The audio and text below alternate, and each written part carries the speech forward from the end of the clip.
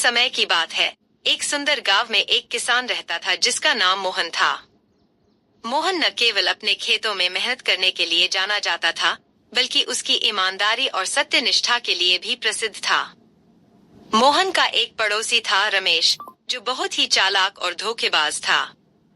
रमेश हमेशा अपने स्वार्थ के लिए दूसरों को धोखा देता था। एक दिन रमेश ने सोचा कि अगर वह मोहन को फंसा सके, तो उसके खेत भी हड़प सकता है। उसने एक योजना बनाई और गांव के सरपंच के पास गया। उसने सरपंच से कहा कि मोहन ने उसके खेत से सोना चुराया है। सरपंच ने दोनों को बुलाया और पूछा, क्या यह सच है, मोहन? मोहन ने साफ साफ कहा, नहीं सरपंच जी, मैंने कभी भी ऐसा नहीं किया। सरपंच ने तय किया कि सच्चाई का पता लगाने के लिए दोनों के खेतों की तलाशी ली जाएगी।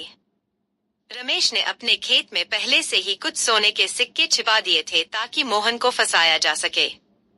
तलाशी के दौरान सरपंच को रमेश के खेत में सोने के सिक्के मिले और उसने मोहन को दोषी ठहराया।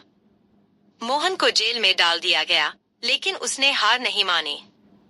मोहन ने ईश्वर से प्रार्थना की और सच्चाई की जीत की उम्मीद में रहा है। उसने सरपंच से कहा, मुझे मोहन के खेतों की तलाशी लेने दीजिए। सरपंच ने सहमति दी और बुद्धिमान व्यक्ति ने मोहन के खेतों की गहराई से तलाशी ली।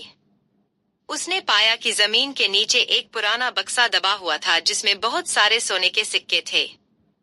इस बक्से पर मोहन के पूर्वजों का नाम लिखा हुआ था। बुद्धिमान व्यक्ति ने सबको बताया कि मोहन के पूर्वजों ने यह सोना यहाँ छिपाया था और मोहन निर्दोष है। उसने रमेश की चालबाजी का भी पर्दाफाश किया और रमेश को सजा मिली। गांव के लोग मोहन की ईमानदारी और सत्यनिष्ठा की प्रशंसा करने लगे।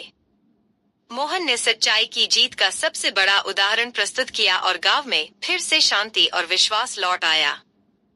एक समय